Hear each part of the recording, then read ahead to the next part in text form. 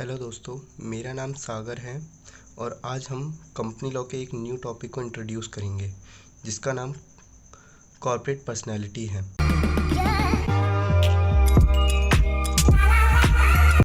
चलिए जानते हैं इस टॉपिक में क्या लिखा है और इसके बारे में और आगे जानते हैं। एक तरह से आप कॉर्पोरेट पर्सनैलिटी को कंपनी लॉ का बेस भी कह सकते हैं। तो चलिए स्टार्ट करते हैं और जानते हैं इसके बारे में। Corporate personality: A company incorporated under the act is vested with a corporate personality, so it's bear its own name। मतलब इसमें समझाया गया कि कंपनी जब इनकॉर्पोरेट होती है तो वो एक कॉर्पोरेट पर्सनैलिटी होती है, उसका खुद का नाम होता है, वो किसी के साथ नहीं रहती, उसका खुद का नाम रहता है। Act under name may has a seal of its own and its assets are separate and distinct from those of its member। मतलब इसमें समझाया गया कि कंपनी का खुद का एक सील होता है, उसका खुद का एक नाम होता है, खुद की असेट्स होती है और ये एक सेपरेट होता है, मेंबर से बिल्कुल अलग होते हैं ये दोनों, इसके असेट्स और ये इसके मेंबर दोनों अलग होते हैं। It is different person from the member और who is compose it, therefore it is capable for owning properties, incurring debts, borrowing monies, having a bank account, employing peoples, entering into contract and suing or being sued in the same manner as an individual। मतलब इसने इसको समझाया है कि company जो होती है एक आर्टिफिशियल पर्सन होती है। अगर आप आर्टिफिशियल पर्सन और पर्सन को मैंने अपनी पिछली वीडियो में समझा रखा है, अगर आपने वो वीडियो नहीं देखी तो पहले आप वो वीडियो देखिए, उससे आपको इस वाली वीडियो को समझने में ज़्यादा आसानी होगी। इसमें इसने बताया कि कंपनी का खुद का ओनिंग प्रॉपर्टी होती है, उसकी खुद की प्रॉपर्टी होती है, उसकी डेट्स होते हैं खुद के, बोरिंग मनीज होती हैं खुद की, उसका खुद का बैंक अकाउंट होता है, यहाँ तक कि उसके एम्प्लॉयज़ भी होते हैं और कंपनी एक खुद का एक कॉन्ट्रैक्ट में रहती है जिसमें वो किसी पे स्यू और कैन भी स्यू कर सकती है, मतलब वो केस कर भी सकती है और उसके ऊपर केस हो भी सकता है एज ए इंडिविजुअल। तो इससे एक जुड़े हुए एक मेन केस लॉ को जानते हैं कि उसमें क्या बताया था इस टॉपिक को लेकर के। केस लॉ का नाम था the case of salmon versus salmon and corporation limited. इसमें एक बंदा होता है एरन सॉलमन नाम से, जो मैन्युफैक्चरिंग ऑफ लेदर बूट्स, जो मैन्युफैक्चर करता है लेदर बूट्स का। उसने एक कंपनी इनकॉर्पोरेट करता है सैलमन एंड कॉरपोरेशन लिमिटेड, और अपना मैन्युफैक्चरिंग लेदर बूट्स की मैन्युफैक्चरिंग को 38,000 पाउंड्स में बेच देता है सैलमन एंड कॉरपोरेशन लिमिटेड को। अब हम इस केस स्टडीज़ को जानते हैं कि इसमें क्या था आखिर। सैलमन एंड कॉरपोरेशन लिमिटेड, इस कंपनी को देखते हैं। पहले हम इसका देखते हैं शेयर कैपिटल। इसका शेयर कैपिटल था 40,000 और वन पाउंड पर ईच, ठीक है। अब इसके मेमोरेंडम ऑफ कंपनीज़ को देखते हैं, इसमें कितने सब्सक्राइबर थे, क्या थे। तो इसमें 7 सब्सक्राइबर थे, जिसमें से पहला जो था वो सैलमन था, दूसरा उसकी वाइफ थी, तीसरी उसकी एक बेटी और 4 उसके बेटे थे। ये तो बात हो गई कंपनी की, जो उसमें कितने शेयर्स थे और उसके उसके सब्सक्राइबर्स कितने थे। अब बात करते हैं आगे क्या हुआ इस कंपनी में। जिसमें सैलमन के पास में 20,000 शेयर्स थे और 10,000 पाउंड्स के डिवेंचर्स थे जो इसने कंपनी को दे रखा था।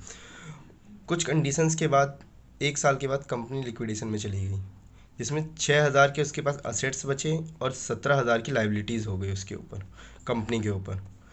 और कंपनी में जिसमें 10,000 पाउंड्स का सैलमन के पास में था और 7,000 के अनसिक्योर्ड क्रेडिटर्स थे। Now let's talk about the main issue of this case. अब जानते हैं इस केस में आखिर हुआ क्या था, इसका मेन इशू क्या था। इसमें 2 पॉइंट्स बनेंगे, पहला और दूसरा पॉइंट। हम दोनों को एक एक करके जानेंगे कि आखिर इस केस में था क्या। पहला केस, as we can see company had a limited fund of 6,000 pounds only. आपने इतनी देर से आपने देख रहे हैं तो आपको समझ में आ गया कि कंपनी के पास में 6,000 पाउंड्स के लिमिटेड फंड्स थी। अब बात आती है कि उसे लेगा कौन पहले। सो whom टू पे फर्स्ट, टू पे द अनसिक्योर्ड क्रेडिटर और सैलमन। मतलब सैलमन को मिलना चाहिए या फिर अनसिक्योर्ड क्रेडिटर्स को पैसे मिलने चाहिए। अब देखते हैं दूसरा पॉइंट क्या कहता है। दूसरा पॉइंट ये कहता है if only that family was managing administrating and controlling the whole business, then the identity of the family and the identity of the business whole remain, same और विल सेपरेट। मतलब कहने का मतलब है कि पूरी बिजनेस तो पूरा फैमिली का था, उनका मैनेजिंग भी वही करते थे, एडमिनिस्ट्रेशन भी वही करते थे और कंट्रोलिंग भी वही करते थे। तो बिजनेस तो पूरा उनका हुआ, तो पैसे उनको मिलने चाहिए। बट यहाँ पे कुछ कंडीशंस हुई और आगे जानते हैं वो कंडीशंस क्या थी। तो यहाँ पे एक इशू क्रिएट हुआ, मेकिंग इशू द इशू दस unsecured creditor stated that firstly he should get the money. कहने का मतलब ये कि अनसिक्योर्ड कह रहे थे कि पहले पैसे हमें मिलने चाहिए। क्यों, ये आगे जानते हैं।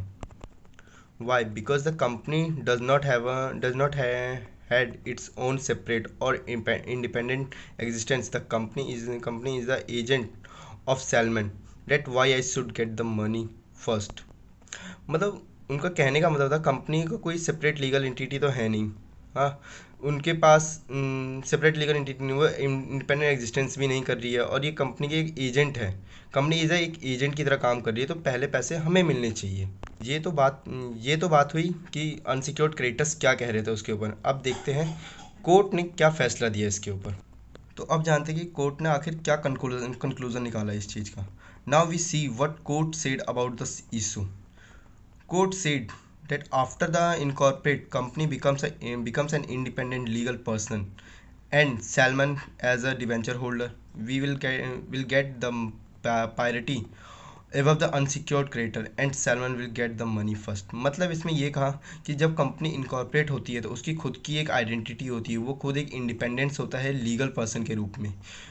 ये चीज़ आपको मैंने अपनी पहली वीडियो में ही बताया था, आर्टिफिशियल पर्सन और पर्सन के डिफरेंस दोनों बीच। और इसमें बताया कि सैलमन एक डिवेंचर होल्डर भी, उन्होंने एक अपनी कंपनी को डिवेंचर होल्डर के रूप में भी थे वो।